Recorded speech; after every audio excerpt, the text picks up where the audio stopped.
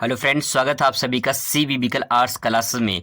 दोस्तों, आज के वीडियो बहुत ही ज़्यादा मोस्ट इंपॉर्टेंट होने वाला है, क्योंकि आज के इस वीडियो में आपको ये बताने वाले हैं कि बोर्ड की कॉपी लिखते समय भूल कर भी ये गलतियां मत करना, वरना हो सकते हो फेल। जी हाँ दोस्तों, मैं जो आपको बात बताने वाला हूँ, बहुत सारे ऐसे लोग हैं ये जानते हुए भी गलती कर देते हैं। तो आपको गलती नहीं करना है। अगर आप ये गलती कर देते हो तो फेल होने की नौबत भी आ सकती है। इसीलिए सोच समझ के आपको अपनी कॉपी लिखनी है। तो चलिए आज आपको बताते हैं कि कौन सी गलती नहीं करनी है और कौन से ऐसे काम है जिसे आपको करना है। दोस्तों, सबसे बड़ी और पहली जो गलती लोग करते हैं वो आंसर नंबर जो होता है वो सही नहीं डालते हैं। लोग करते क्या है, जैसे मान लो किसी प्रश्न का उत्तर है, तो मान लो किसी का पहला है तो पहले का अगर मान लो का लिख रहे हैं, ठीक है, तो का की जगह दूसरा कोई लिख देते हैं। मान लो का की जगह खा लिख दिए या फिर का की जगह गा लिख दिए हैं, ठीक है। तो कहने का तात्पर्य कि आंसर नंबर आपका सही होना चाहिए। और अगर अगर मान लो कि आपको जैसे खंड दिया है, जैसे खंड मान लो का दिया है, तो खंड का लिखना है, ठीक है। फिर इसके बाद जो है आपको उत्तर संख्या, जो भी आपका उत्तर संख्या है, उत्तर संख्या आप लिखिए, ठीक है। तो आपको खंड भी लिखना है और उत्तर संख्या लिखना है।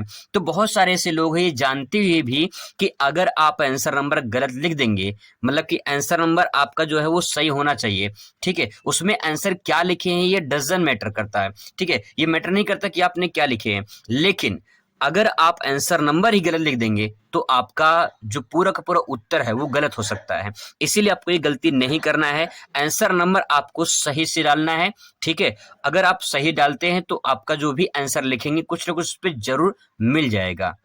दूसरी दोस्तों जो गलती लोग करते हैं उनको ध्यान में यही रहता है कि सिर्फ कॉपी भरनी है। नहीं, सिर्फ कॉपी नहीं भरनी, कॉपी भरनी है। ये बात ध्यान रखना है। सिर्फ कॉपी नहीं भरनी है, आपको कॉपी भरनी है। लेकिन सवाल ये है कि कॉपी कैसे भरनी है और क्या भरना है, ये बहुत इंपॉर्टेंट होता है। तो आपको ये ध्यान रखना है कि कॉपी भरना है, सिर्फ कॉपी नहीं भरनी है। अब कॉपी में क्या भरना है, आपको जो भी पूछा गया है वो लिखना है, ठीक है। अच्छे कंटेंट देना है और अच्छी राइटिंग लिखनी है।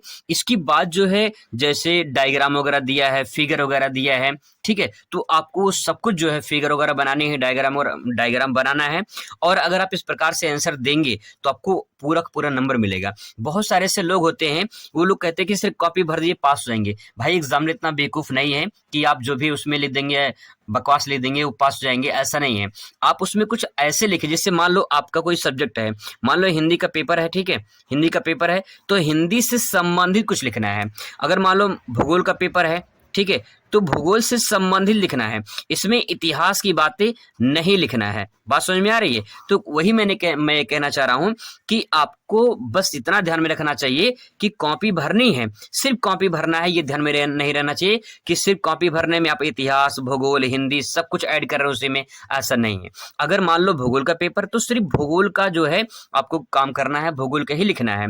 और इतिहास का है तो इतिहास की बातें लिखनी है। अगर इतना लिखते हैं तभी आप पास हो जाएंगे। तो ये भी ध्यान में रखना है कि कॉपी भरनी है, लेकिन जो टॉपिक हो, जो आपका सब्जेक्ट हो, उससे संबंधित भरनी है। इसके बाद दोस्तों तीसरी गलती लोग क्या करते हैं, काटपीट ज्यादा करते हैं, ठीक है। मान लो कोई आंसर गलत हो गया, तो गलत आंसर को किस प्रकार से काटते हैं, जैसे मान लीजिए एक ये उत्तर है यहाँ पे, जैसे मान लीजिए ये लाइन गलत हो गई है, ठीक है। तो यहाँ पे क्या करते हैं लोग, इस प्रकार से ऐसे काटना चाहिए, ये सही तरीका है। लेकिन क्या करते हैं, इस प्रकार से जो है काट देंगे ऐसे करके, ठीक है, ऐसे कर काट देंगे। ये गलत तरीका है। अगर गलती हो गया है तो आप इस प्रकार से एक लाइन खींच दीजिए, वो सही दिक्कत नहीं होगी। लेकिन इसको पेंटिंग नहीं करना है, इस प्रकार से गलत नहीं काटना है। और लोग ऐसे गलती काटते हैं, ऐसे गलती नहीं काटना है। गलती हुई है तो वहां पे बस इस प्रकार से कर दीजिए, वो सही माना जाएगा, ठीक है। सही का मतलब ये सही तरीका है गलत काटने का। लेकिन इस प्रकार से पेंटिंग वगैरह नहीं करना है, इस प्रकार से गलत वगैरह नहीं काटा जाता है। तो यहाँ पे जो है काटपीट नहीं करना है। दूसरी बात, ये पेज नहीं फाड़ना है, ठीक है।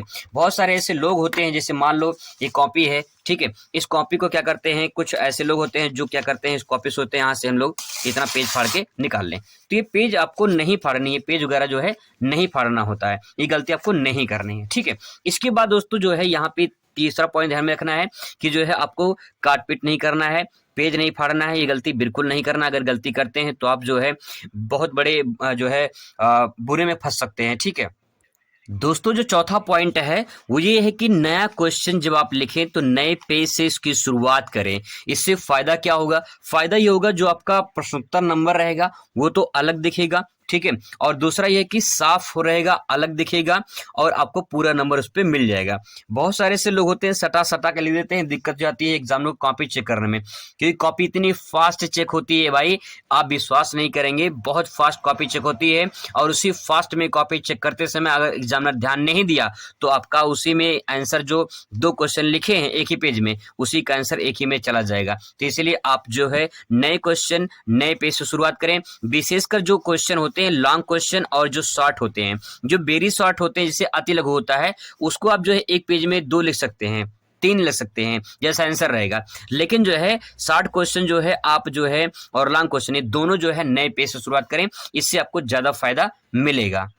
दोस्तों 5वां जो अंतिम पॉइंट है बहुत ही मोस्ट इंपॉर्टेंट है कि आंसर की जब शुरुआत आप करते हैं तो ध्यान रखेंगे आंसर की शुरुआत जबरदस्त होना चाहिए और एंडिंग भी जबरदस्त होना चाहिए। ये दोनों पॉइंट बहुत ही इंपॉर्टेंट होता है। शुरुआत में आपको एग्जामिनर को अपने को प्रभावित करना है, मतलब उसको जो है अपने कॉपी के ऊपर प्रभावित करना है ताकि वो नंबर देकर जाए, ठीक है। और एंडिंग पॉइंट में जब वो नंबर देता है लास्ट में, तो उसका एंडिंग भी अच्छा होना चाहिए, मतलब एंडिंग में अच्छे प्रश्न होने चाहिए और अच्छे प्रश्न का उत्तर भी होना चाहिए, तभी जाके जो है आपको पूरा नंबर मिलेगा।